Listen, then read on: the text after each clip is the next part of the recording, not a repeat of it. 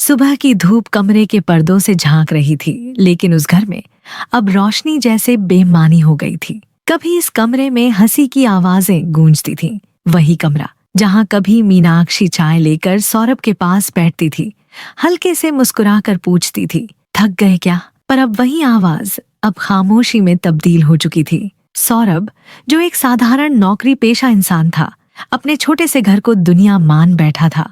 उसकी दुनिया में मीनाक्षी थी, उसके बच्चे थे और कुछ सपने, मगर वो सब धीरे धीरे मिटने लगे थे, जैसे किसी ने झर घोल दिया हो उस सादगी में। मीनाक्षी, उम्र लगभग 35, खूबसूरत, आत्मविश्वासी और महत्वाकांक्षी। शादी के कुछ साल बाद ही उसके चेहरे पर वो अपनापन गायब हो गया था जो सौरभ को बांध कर रखता था। अब उसकी आंखों में सिर्फ ताने, तुलना और तिरस्कार था। सौरभ, तुमसे ये जिंदगी अब नहीं चल सकती, वो अक्सर कहती। ना स्टाइल है, न सोच, हर चीज में पुराने जमाने के आदमी हो तुम। शुरू में सौरभ चुप रहता, सोचता शायद मूड खराब है, शायद काम का तनाव है, मगर धीरे धीरे यह शायद उसकी जिंदगी का सबसे बड़ा धोखा बन गया। घर के बाहर मीनाक्षी की मुस्कान अब किसी और के लिए थी। ऑफिस में राहुल नाम का आदमी था, हैंडसम, बोलने में तेज और मीनाक्षी की तरह ही चालाक। शुरुआत में सिर्फ बातें हुई, फिर चाय कॉफी, फिर देर रात तक कॉल्स, और धीरे धीरे वो रिश्ता सौरभ के घर की नींव हिला गया। सौरभ को जब पहली बार शक हुआ, वो सिर्फ एक व्हाट्सएप नोटिफिकेशन से हुआ। रात के 12 बजे मीनाक्षी के फोन पर गुड नाइट जान लिखा दिखा। उसने सोचा शायद गलती से भेजा गया होगा, लेकिन अगले दिन मीनाक्षी की बर्ताव में और ठंडापन आ गया।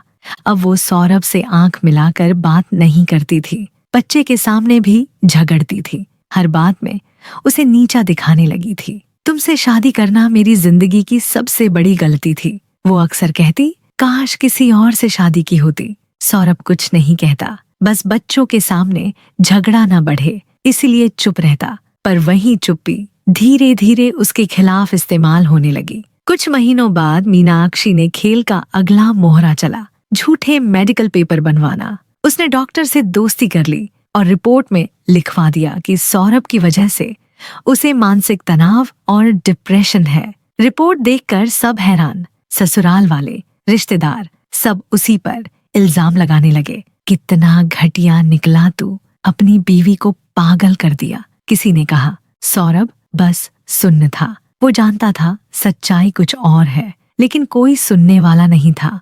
अब मीनाक्षी का असली मकसद सामने आने लगा था। वो चाहती थी कि सौरभ सारा प्रॉपर्टी अपने बच्चों के नाम कर दे। सौरभ के दिल में बच्चों के लिए जान बसती थी, इसलिए उसने कभी शक नहीं किया कि वो बच्चे उसके नहीं हैं। लेकिन मीनाक्षी का इरादा कुछ और था। राहुल से उसके रिश्ते अब खुलेआम थे, पर वो इतनी चालाक थी कि हर बार सौरभ को झूठे आरोपों में फंसा देती। एक बार तो उसने पुलिस बुला ली और कहा कि सौरभ ने मुझ पर हाथ उठाया। पुलिस आई, मोहल्ले के सामने तमाशा हुआ और सौरभ को हवालात ले जाया गया। मीनाक्षी रोती रही, लोगों को अपनी मासूमियत का ड्रामा दिखाती रही। रात को जब सौरभ लौटा तो बच्चों ने भी सवालों की बौछार कर दी।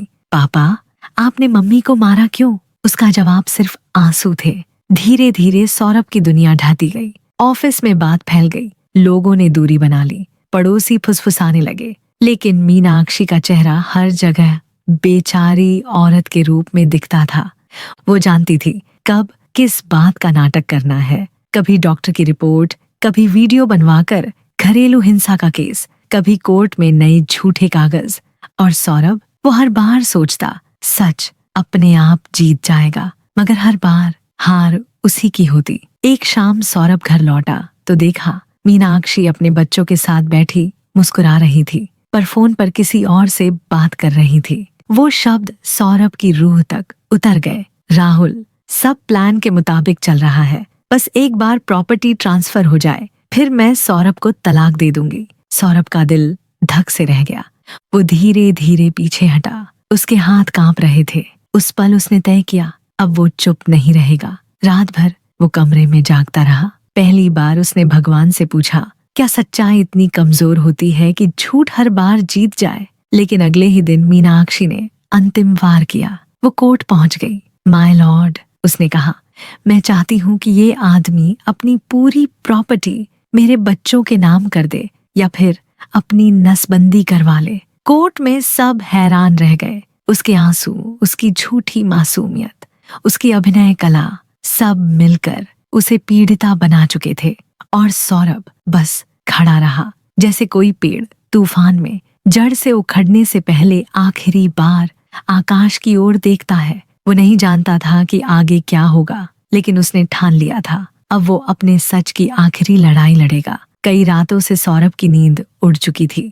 कोर्ट में मीनाक्षी की बातों के बाद वो टूट चुका था, पर उसकी आंखों में अब आंसू नहीं थे, बस सवाल थे। वो अपने घर की दीवारों को देखता और सोचता, क्या यही वो जगह है जहां मैंने मीनाक्षी को रानी बना रखा था? क्या यही वो घर है जहां हर दीवार अब मेरे खिलाफ गवाही दे रही है? अब उसके दिन का एक ही मकसद रह गया था, सच को ढूंढना। उस रात जब बच्चे सो चुके थे और मीनाक्षी बालकनी में फोन पर धीमे स्वर में किसी से बात कर रही थी, सौरभ ने अपने कमरे की लाइट बंद कर दी और धीरे से बाहर निकला। उसकी सांसें तेज थीं, पर उसके कदम बेहद धीमे। दरवाजे की दरार से उसने सुना, राहुल, सब सही चल रहा है। कोर्ट में जज भी मेरी तरफ है, अब बस सौरभ के साइन करवाने हैं। वो सारा प्रॉपर्टी हमारे बच्चों के नाम कर देगा।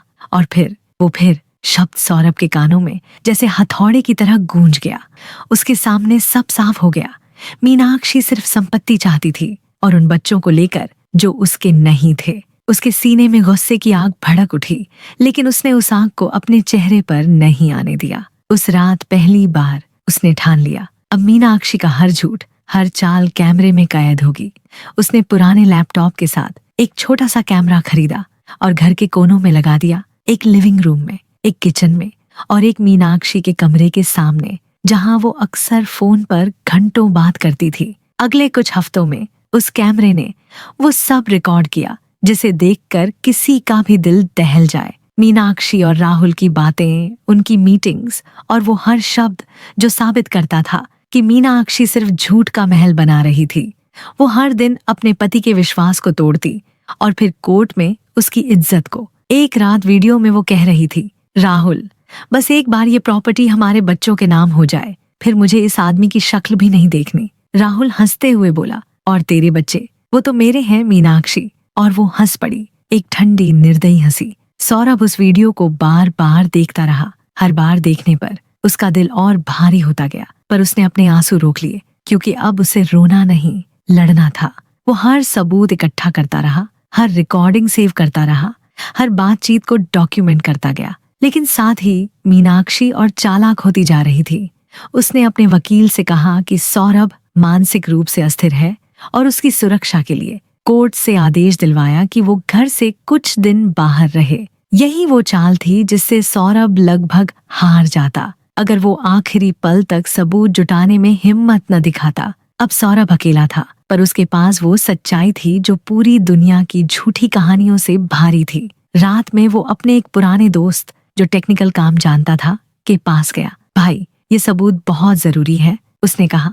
मुझे इनका टाइम स्टैम्प, लोकेशन, सब कुछ वेरीफाइड चाहिए, ताकि कोई कह न सके कि मैंने एडिट किया है। उसके दोस्त ने सिर हिलाया और कहा, सौरभ, तू जीत जाएगा, बस हार मत मान। पर सच कहें तो सौरभ खुद भी नहीं जानता था कि वो किससे लड़ रहा है, मीनाक्षी से, सिस्टम से, या अपनी किस्मत से। उसने एक पेन ड्राइव में सब कुछ सेव किया और भगवान के फोटो के सामने रख दिया। अगर मैं हार गया, उसने धीरे से कहा, तो कम से कम तुझे पता होगा कि मैं गलत नहीं था। उसकी आवाज कांप रही थी, लेकिन उसमें अब डर नहीं था। वो जानता था कि मीनाक्षी झूठ से लड़ रही है, पर वो सच से, और सच देर से ही सही, लेकिन आता जरूर है। अब घर पहले जैसा घर नहीं रहा था। हर दीवार में झूठ की गूंज थी, हर कोने में किसी साजिश की आहट। मीनाक्षी अब खुलकर बोलती थी।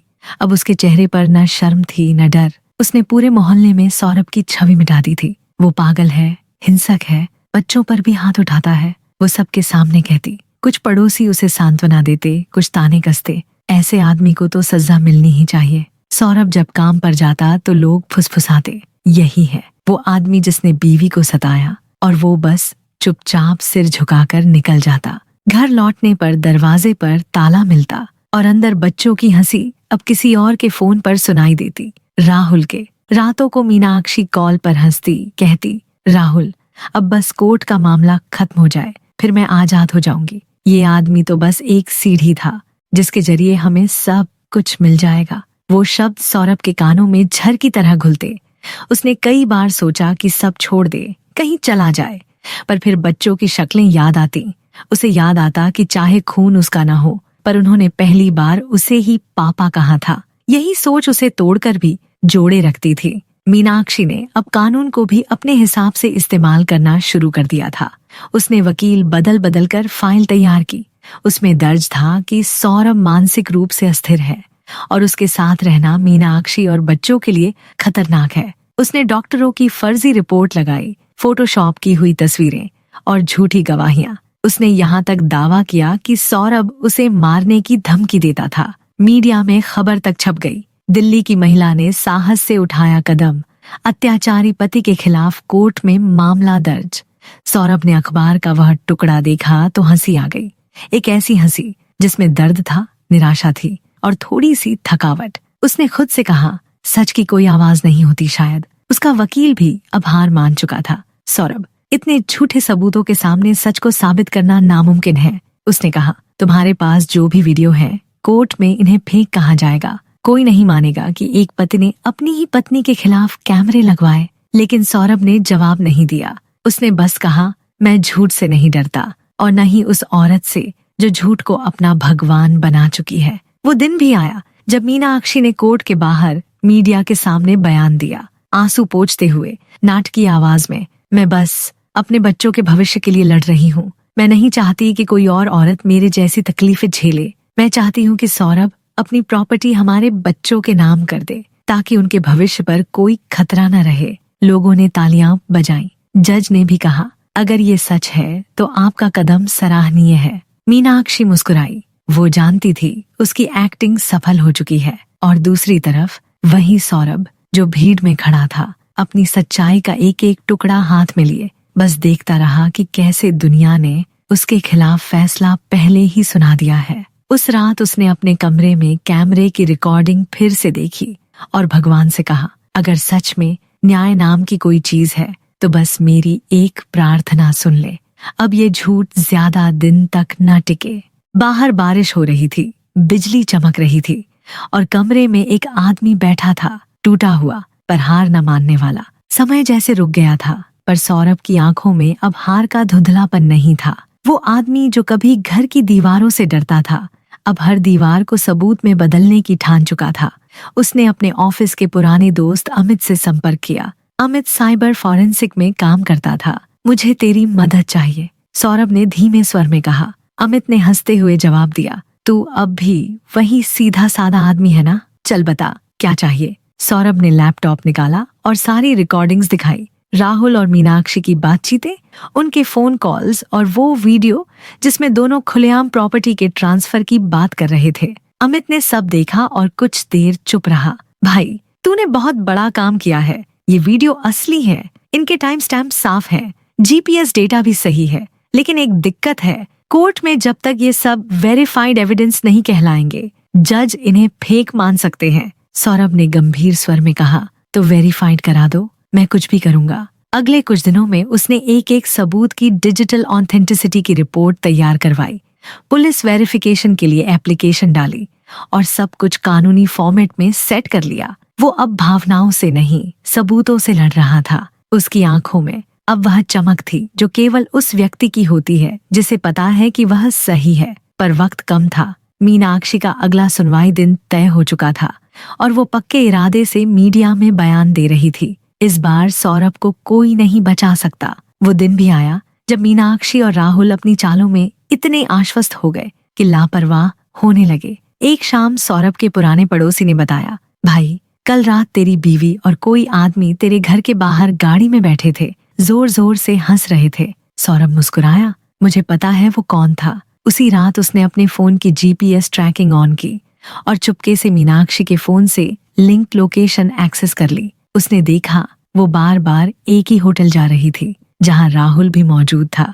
उसने पुलिस को एक गुमनाम सूचना दी, वहां कुछ संदिग्ध चल रहा है। अगले दिन पुलिस ने उस होटल के सीसीटीवी फुटेज जब्त किए और उनमें साफ दिखा मीनाक्षी और राहुल साथ हैं। यही फुटेज बाद में केस का सबसे बड़ा मोड़ बनेगा। लेकिन उस वक्त सौरभ के पास वक्त नहीं था, खुद को खुश करने का। वो बस सबूत जोड़ता गया, एक फाइल में दर्ज करता गया। उसने डीएनए टेस्ट का प्रोसेस भी शुरू कर दिया। बच्चों के दांत के ब्रश और अपने बालों का सैंपल लेकर एक प्राइवेट लैब में भिजवाया।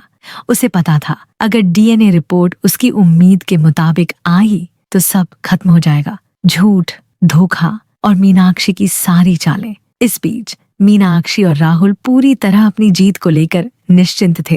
राहुल ने उसे फोन पर कहा, अब तो सौरभ का सब कुछ हमारा है मीना, उसके पास बचा ही क्या है। मीनाक्षी ने हंसते हुए जवाब दिया, बस कोर्ट की औपचारिकता बाकी है। उसे नहीं पता था कि उसी वक्त सौरभ उसके घर के बाहर खड़ा है। उसके फोन की रिकॉर्डिंग चालू है।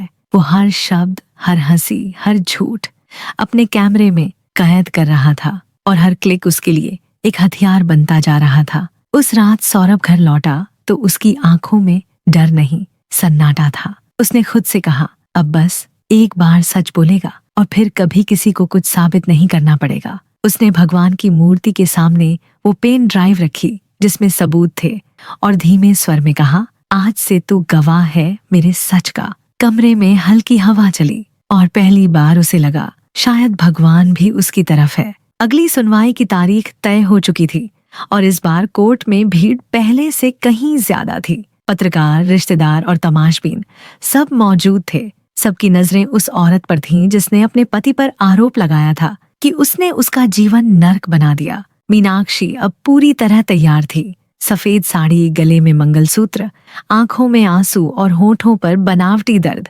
जैसे किसी मंच की परफेक्ट अभिनेत्री हो। उसके पीछे राहुल भी मौजूद था, पर भीड़ में छिपा हुआ, चेहरे पर आत्मसंतुष्टि की मुस्कान। सौरभ कोर्ट के बाहर खड़ा था, अपने हाथ में फाइल थामे। वो जानता था कि आज का दिन या तो उसे मिटा देगा या अमर कर देगा। उसकी वकील ने कहा, डीएनए रिपोर्ट अभी तक नहीं आई है, अगर आज फैसला हो गया तो सब खत्म। सौरभ ने जवाब दिया, भगवान की अदालत में देर होती है, अंधेरा नहीं। उसकी आवाज थकी हुई थी, लेकिन उसके भीतर की आग अब भी बुझी नहीं थी। कोर्ट की कार्यवाही शुरू हुई। जज ने पूछा, मीनाक्षी, आप क्या मांग रखना चाहती हैं? वो धीरे से उठी, आंसू पोंछे और बोली, माय लॉर्ड, मैं चाहती हूँ कि ये आदमी जिसने मुझे और मेरे बच्चों को दुखों में झोंक दिया, अब अपने किए की कीमत चुकाए। मैं चाहती हूँ कि या तो ये अपनी पूरी प्रॉपर्टी मेरे बच्चों के नाम करे या फिर अपनी नसबंदी करवा ले, ताकि ये किसी और औरत की जिंदगी बर्बाद न करे। कोर्ट में खुसर पुसर शुरू हो गई। लोग हैरान थे, इतनी हिम्मत। वो शब्द हवा में तीर की तरह गूंजे, नसबंदी। सौरभ नीचे झुका, आंखें बंद की और गहरी सांस ली।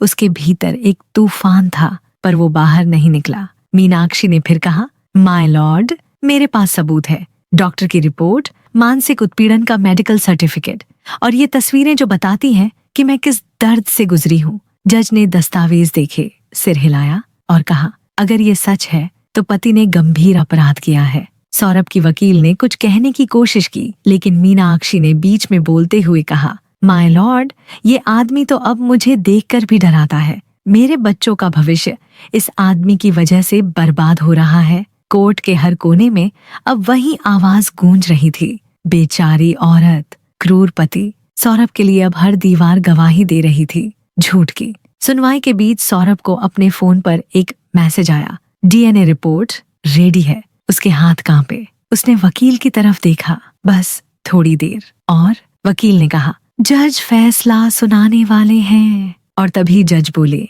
हमारा झुकाव मीनाक्षी के पक्ष में है। पति की मानसिक स्थिति और उसके व्यवहार को देखते हुए सौरभ ने फौरन खड़े होकर कहा, माय लॉर्ड, बस 5 मिनट दीजिए, मेरे पास वो सबूत है जो इस केस की सच्चाई बदल देगा। मीनाक्षी ने हंसते हुए कहा, देखा, अब ये नाटक शुरू करेगा, ये पागल है माय लॉर्ड। पर जज ने हाथ उठाया, शांत रहिए। सौरभ के माथे पर पसीना था, लेकिन उसके कदम ठहरे नहीं। उसने पेन ड्राइव निकाली और कहा, ये सच है माय लॉर्ड, और अगर ये झूठ निकला तो मैं खुद अपने किए की सजा भुगतूंगा। वकील ने फौरन कोर्ट के टेक्निकल बोर्ड से कहा कि वीडियो चलाई जाए। स्क्रीन पर अंधेरा छाया, फिर आवाज आई, राहुल, सब ठीक चल रहा है, कोर्ट में जज भी मेरी तरफ है, बस प्रॉपर्टी ट्रांसफर हो जाए, फिर सौरभ को बाहर निकाल दूंगी। राहुल की आवाज आई, और तेरे बच्चे? मीनाक्षी हंस पड़ी, वो तो तेरे ही हैं राहुल, सौरभ क्या जाने, कोर्ट में सन्नाटा, हर चेहरा जड़। मीनाक्षी की सांस रुक गई। जज ने गहरी नजर से उसकी ओर देखा। क्या ये आपकी आवाज है, मिसेज मीनाक्षी? वो कांपी, हकलाकर बोली, ये एडिट किया हुआ वीडियो है। लेकिन तभी पुलिस इंस्पेक्टर ने कहा, माय लॉर्ड, ये वीडियो हमने साइबर फॉरेंसिक से वेरीफाई किया है। टाइम स्टैम्प और लोकेशन दोनों असली हैं। मीनाक्षी की आंखों से अब आंसू नहीं, डर टपक रहा था। जज ने कहा, और बच्चों की डीएनए रिपोर्ट? सौरभ ने कागज बढ़ाया। यही रहा माय लॉर्ड। जज ने पढ़ा, फिर एक पल को सिर झुका लिया। रिपोर्ट बताती है कि बच्चे सौरभ के नहीं हैं। पूरा कोर्ट जैसे किसी तूफान में जम गया। मीनाक्षी वहीं गिर पड़ी। राहुल बाहर के दरवाजे से भागने की कोशिश करता है, लेकिन पुलिस पकड़ लेती है। सौरभ की आंखों में आंसू हैं, पर उनमें जीत की चमक नहीं, बस सन्नाटा। जज ने फैसला सुनाया, पति निर्दोष है। पत्नी ने कानून और रिश्ते दोनों का दुरुपयोग किया है। अदालत उसे दंडित करती है। सौरभ धीरे धीरे कोर्ट से बाहर निकलता है, हाथ में वही फाइल और होठों पर बस एक वाक्य, कभी कभी सच्चाई देर से आती है, लेकिन जब आती है तो दुनिया झुक जाती है। कोर्ट के फैसले के बाद जैसे समय थम गया। जो भीड़ अब भी कुछ देर पहले बेचारी मीनाक्षी की जयकार कर रही थी, अब वही भीड़ उसे पहचानने से इनकार कर रही थी। कोई कह रहा था, अरे वो झूठी निकली, तो कोई बस सिर हिलाकर चुप था। कैमरे वाले पत्रकार जो उसके आंसू रिकॉर्ड करते थे, अब उसकी चुप्पी शूट कर रहे थे। जज के शब्द अब भी दीवारों में गूंज रहे थे, पति निर्दोष है, पत्नी ने कानून का दुरुपयोग किया है। मीनाक्षी कोर्ट के कोने में गिरी हुई थी। उसके हाथ में वो कागज थे जिनसे वो दुनिया को अपने झूठ की कहानी सुनाना चाहती थी। अब वो कागज बस कूड़े के टुकड़े बन चुके थे। उसकी आंखें सौरभ को ढूंढ रही थीं, शायद माफी मांगने के लिए, या शायद सिर्फ ये जानने के लिए कि वो अब भी जिंदा है। पर सौरभ नहीं रुका। उसने पीछे मुड़कर नहीं देखा। वो बस धीरे धीरे चला, जैसे हर कदम के साथ अपने अतीत को पीछे छोड़ रहा हो। कोर्ट के बाहर की हवा में सन्नाटा था। मीडिया के माइक उसके आगे थे। सब एक ही सवाल पूछ रहे थे, सौरभ सर, आपको कैसा लग रहा है कि आप निर्दोष साबित हो गए? उसने बस एक बार मुस्कुराकर कहा, सच को किसी वकील की जरूरत नहीं होती। और फिर बिना कुछ बोले आगे बढ़ गया। उसकी चाल धीमी थी, मगर हर कदम एक विजय थी। एक ऐसे आदमी की विजय जिसने सब कुछ खोकर भी अपनी गरिमा बचा ली। वो उसी रास्ते से गुजरा जहां कुछ महीने पहले लोग उसे दोषी ठहराते थे।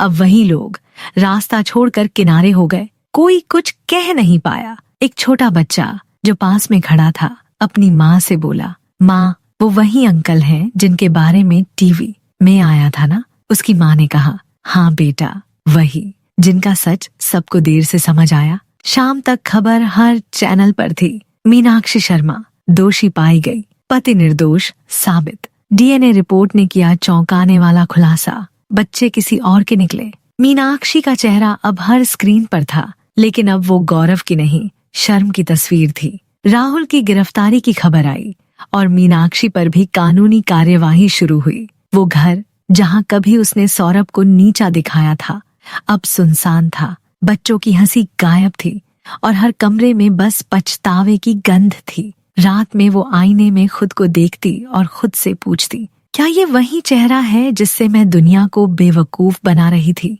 पर जवाब में सिर्फ खामोशी थी। जिस मुंह से कभी झूठ निकलता था, अब वहां से सिसकियां निकलती थीं। वो चाहकर भी सो नहीं पाती थी, क्योंकि आंखें बंद करते ही सौरभ का चेहरा दिखता। वो चेहरा जिसने सब झेला, सब सहा और फिर बिना बदला लिए जीत गया। दूसरी तरफ सौरभ अपने छोटे से किराए के मकान में बैठा था। उसके सामने वही फाइल रखी थी जिसमें सबूत थे। अब वो सिर्फ यादें रह गई थीं। उसने धीरे से फाइल बंद की और कहा, अब तू नहीं लड़ेगा सौरभ, अब बस जिएगा। उसने दीवार पर टंगी भगवान की तस्वीर के सामने हाथ जोड़े और मुस्कुराया। उसके होठों पर एक आखिरी वाक्य था, जिस दिन सच्चाई हारने लगे उस दिन उसे एक सच्चा आदमी चाहिए होता है जो कह सके, मैं अब भी यहाँ हूँ।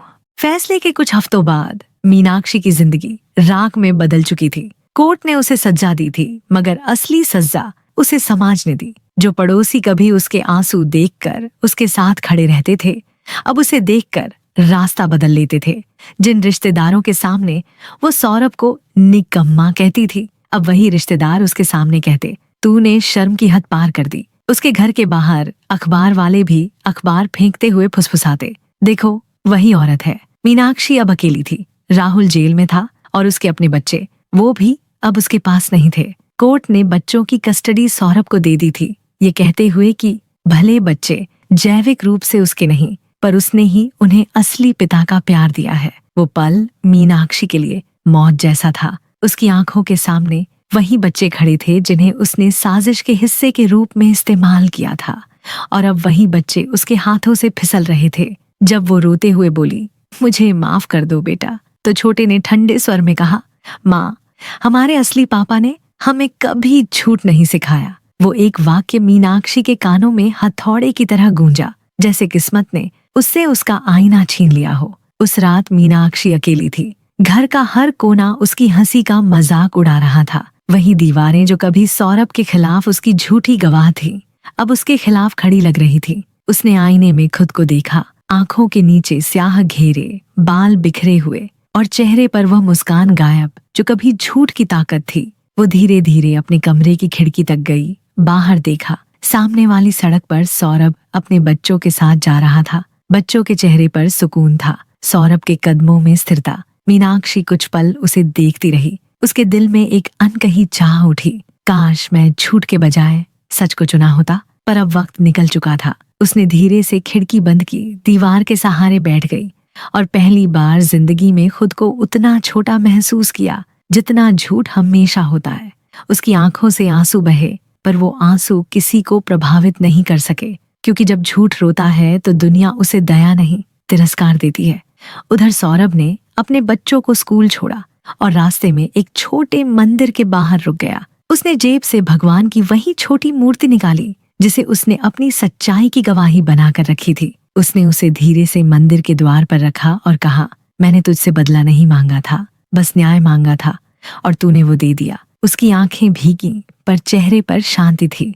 अब उसके भीतर न गुस्सा था, न जीत का गर्व, बस एक संतोष की झूठ को आखिरकार उसकी सजा मिल चुकी है। वो अपने बच्चों का हाथ थामकर आगे बढ़ गया और मंदिर के पुजारी ने उसके पीछे देखा और धीरे से कहा, सच्चा आदमी जब जीतता है तो भगवान मुस्कुराता है। उस शाम जब सूरज ढल रहा था, मीनाक्षी के घर की खिड़कियों से कोई रोशनी नहीं झांक रही थी, बस अंधेरा। और उस अंधेरे में एक औरत बैठी थी, वो जिसने सौरभ को तोड़ा लेकिन खुद को मिटा दिया। और दूसरी तरफ एक आदमी था जिसने सब कुछ खोकर भी जीत हासिल की, क्योंकि उसने झूठ नहीं, सच्चाई चुनी थी। समय बीत गया, झूठ की आग बुझ चुकी थी और आग से अब शांति की हवा बह रही थी। कई महीने गुजर चुके थे उस आखिरी अदालत की सुनवाई को, लेकिन सौरभ की जिंदगी अब पहले जैसी नहीं थी। वो अब किसी ऊंचे घर में नहीं, बल्कि शहर के किनारे एक छोटे से मकान में बच्चों के साथ रहता था। सुबह सुबह वो उन्हें स्कूल छोड़ने जाता, रास्ते में किसी चाय वाले से चाय पीता और फिर ऑफिस निकल जाता। वही सौरभ, लेकिन अब उसकी चाल में एक अलग स्थिरता थी। वो अब कम बोलता था, पर उसकी हर नजर में गहराई थी, जैसे उसने दुनिया को बहुत करीब से देखा हो और माफ भी कर दिया हो। कभी कभी शाम को वो बच्चों के साथ बैठकर खाना बनाता। हंसी की आवाजें फिर उस घर में गूंजने लगी थीं, जो कभी सन्नाटे से भरा रहता था। बच्चे अब पहले से ज्यादा समझदार हो गए थे। उन्हें पता था कि उनके पापा सिर्फ पिता नहीं, एक योद्धा है जिन्होंने बिना तलवार उठाए सबसे बड़ी लड़ाई लड़ी। एक रात छोटा बेटा धीरे से बोला, पापा आप इतने शांत कैसे रहते हो? मम्मी ने जो किया। सौरभ ने उसे बीच में रोक दिया, मुस्कुराकर कहा, बेटा जो सच्चा होता है उसे किसी से बदला नहीं लेना पड़ता, उसका बदला खुद वक्त ले लेता है। बच्चे ने सिर झुकाकर कहा, फिर भी आपने हार नहीं मानी। सौरभ ने जवाब दिया, क्योंकि अगर मैं हार जाता तो झूठ जीत जाता। वो शब्द कमरे में तैर गए, जैसे किसी किताब का आखिरी वाक्य जो हमेशा याद रह जाता है। मीनाक्षी की जिंदगी अब शहर के सन्नाटे में खो चुकी थी। वो एक छोटे से किराए के मकान में अकेली रहती थी। न रिश्तेदार आते, न पुराने दोस्त। वो हर सुबह अखबार पढ़ती और कोशिश करती किसी नई शुरुआत की, पर हर खबर, हर चेहरा उसे अपने अतीत की याद दिलाता। एक दिन सड़क पर सौरभ अपने बच्चों के साथ निकला और सामने से मीनाक्षी आई। वो दोनों कुछ पल एक दूसरे को देखते रहे, बिना कुछ कहे। मीनाक्षी के होंठ कांपे, शायद माफ कर दो कहना चाहती थी, पर सौरभ ने सिर झुकाकर हल्की मुस्कान दी और बच्चों को आगे बढ़ा दिया। वो मुस्कान शब्दों से ज्यादा गहरी थी। उसमें न ताना था न गुस्सा, बस दया और दूरी थी। मीनाक्षी वहीं खड़ी रही, आंखों में आंसू लिए, और सौरभ दूर चला गया, जैसे किसी अधूरी कहानी को पूरा विराम दे दिया गया हो। उस शाम सौरभ मंदिर गया, वही मंदिर जहां उसने अपनी सच्चाई की कसम खाई थी। पंडित ने पूछा, बेटा अब क्या मांगोगे? सौरभ मुस्कुराया, अब कुछ नहीं मांगना, बस शुक्रिया कहना है। उसने भगवान के सामने वही पेन ड्राइव रखी जिसमें उसके सारे सबूत थे और धीरे से कहा, अब ये तुम्हारे पास रहे क्योंकि यही मेरी गवाही थी। उसने दिया जलाया और उसकी लौ में उसका चेहरा चमका, थका हुआ पर शांत, टूटा हुआ पर संपूर्ण। मंदिर से निकलते वक्त उसने देखा एक गरीब आदमी अपनी बीवी पर झूठा इल्जाम लगा रहा था। वो रुका और बोला, भाई किसी पर झूठ मत बोलो, सच को वक्त लगता है लेकिन जब वो लौटता है तो हर झूठ को नंगा कर देता है। वो आदमी चुप हो गया। सौरभ मुस्कुराया, बच्चों का हाथ पकड़ा और आगे बढ़ गया। रास्ते में सूरज ढल रहा था, आसमान में नारंगी रोशनी थी, जैसे किसी पुराने जख्म पर नई सुबह की मरहम लग रही हो। और उसी रोशनी में सौरभ के चेहरे पर वो शांति थी जो सिर्फ उन्हें मिलती है जो झूठ से नहीं, सच्चाई से लड़ते हैं। स्क्रीन धीरे धीरे काली होती है और पीछे एक आखिरी लाइन उभरती है, कभी कभी इंसान नहीं जीतता, उसकी सच्चाई जीत जाती है और वही उसकी अमृता है।